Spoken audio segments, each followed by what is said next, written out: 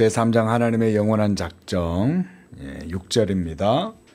자, 우리 함께 읽어보겠습니다. 시작. 하나님께서 택한 자들을 영광에 이르도록 작정하신 것처럼 그는 그의 영원하고 자유로운 뜻과 의사에 의하여 그것을 위한 모든 방법들을 미리 정하셨다.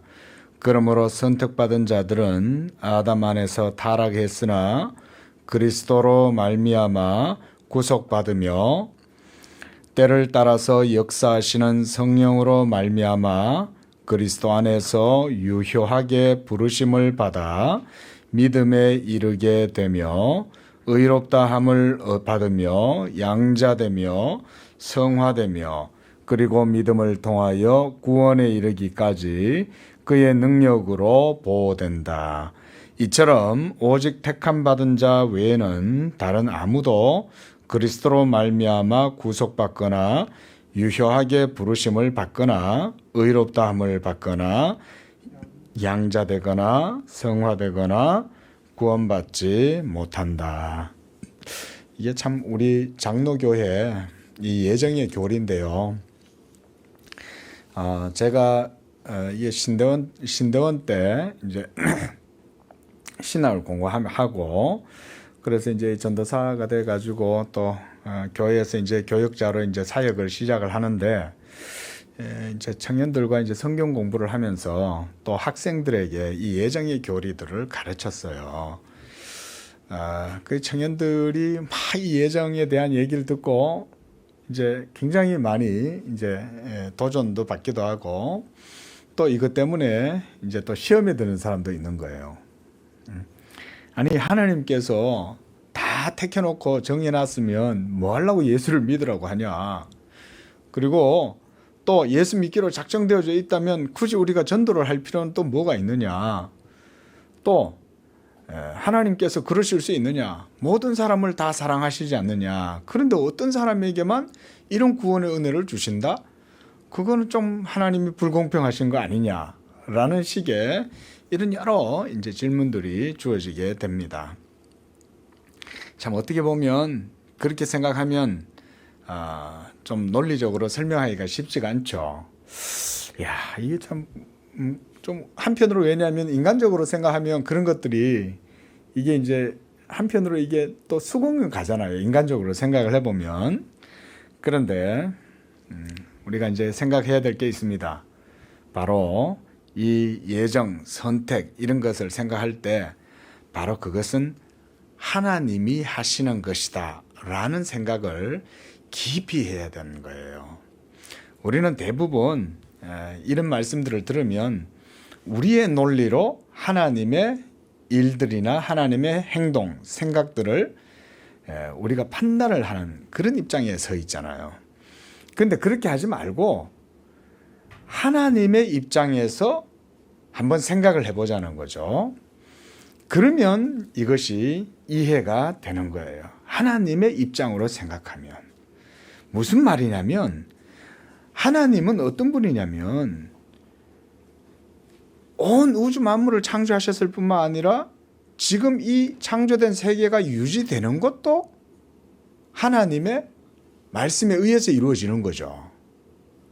그러면 그 하나님이 어떤 분이냐를 생각해 보면 우리의 이성을 넘어서서 존재하시고 위대하고 영광스러운 분이고 막 이렇게 이제 우리가 하나님에 대해서 이해를 하게 되는 거죠. 그래서 그 하나님에 대한 행동이나 하나님의 뜻을 이해를 하려면 우리에게 뭐가 필요하냐? 믿음이 있어야 되는 거예요. 어떤 믿음? 그 창조주 하나님, 전능하신 하나님, 모든 것들을 그 말씀으로 행하시고 이루시는 하나님. 그래서 하나님이 명령만 하시면 모든 것들은 다 이루어질 수 있고, 그래서 하나님은 빛도 지으실 뿐만 아니라 어둠도 지으시는 것이고, 이렇게 하나님에 대해서 우리가 인정을 하기 시작하면 그때부터 이 예정의 교리가 다르게 다가오는 거예요. 제가 그때 이제 많은 디베이트도 하고 그랬어요. 그래서 이 지난주에 또 우리 청년 한 분이 와가지고 또 그런 질문을 던지시는 거예요. 예?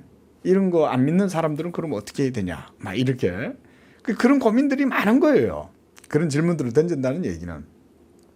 근데 나중에 이제 어느 정도 신앙이 이제 저도 말씀을 이렇게 알아가고 신앙이 이제 말씀 가운데에서 온전해지고 나니까 그때서야 이제 이거를 설명할 수 있게 되는 거예요.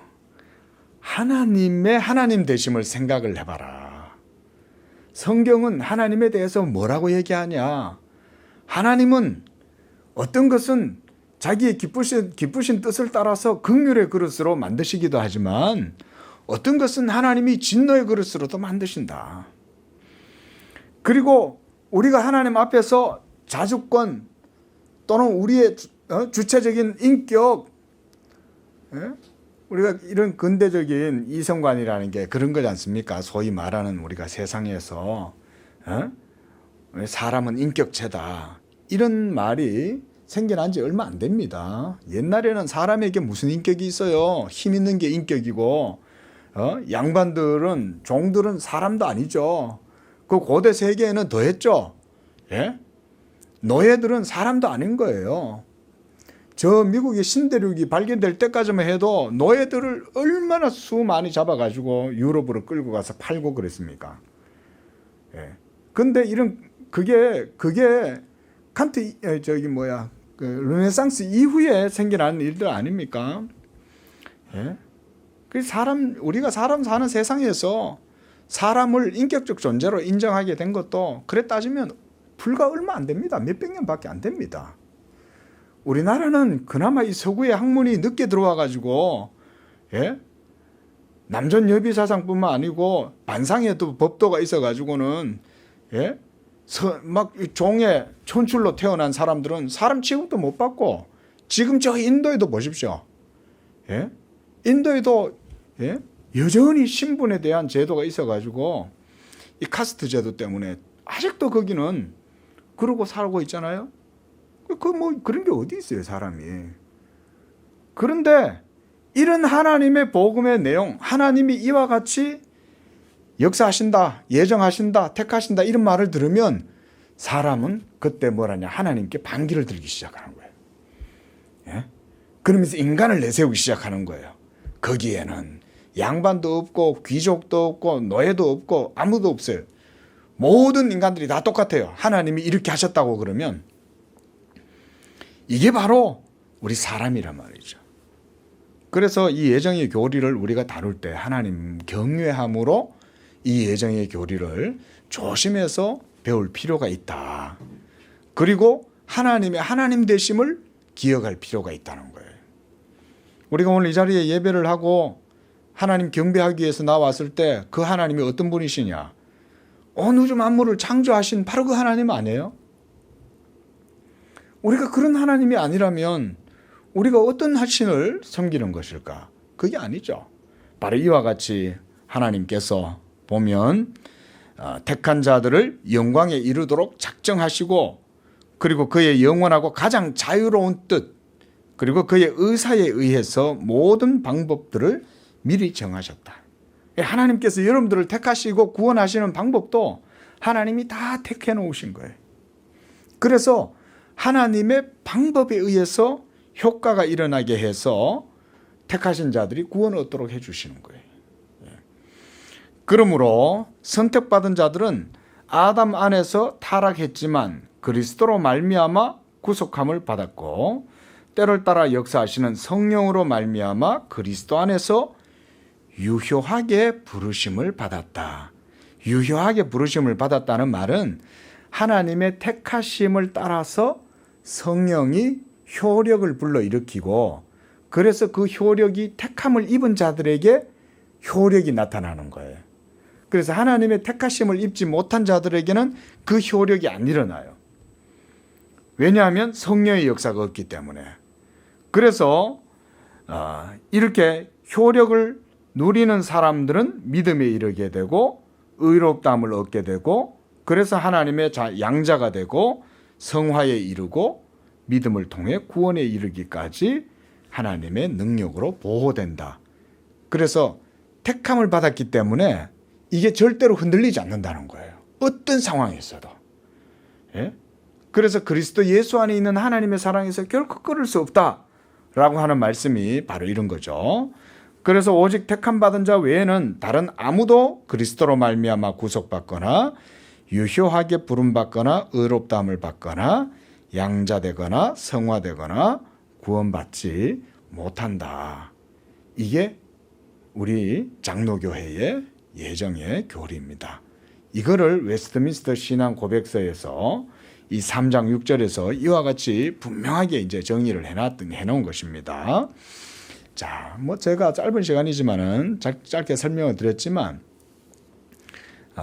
하나님이 어떤 분이냐를 깊이 우리가 마음으로 여러분들이 생각을 해 보십시오.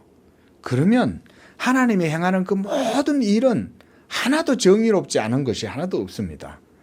모든 하나님의 행하시는 일들마다 하나님의 뜻이 있고 목적이 있고, 그리고 그 목적과 뜻은 거룩하고 선해요.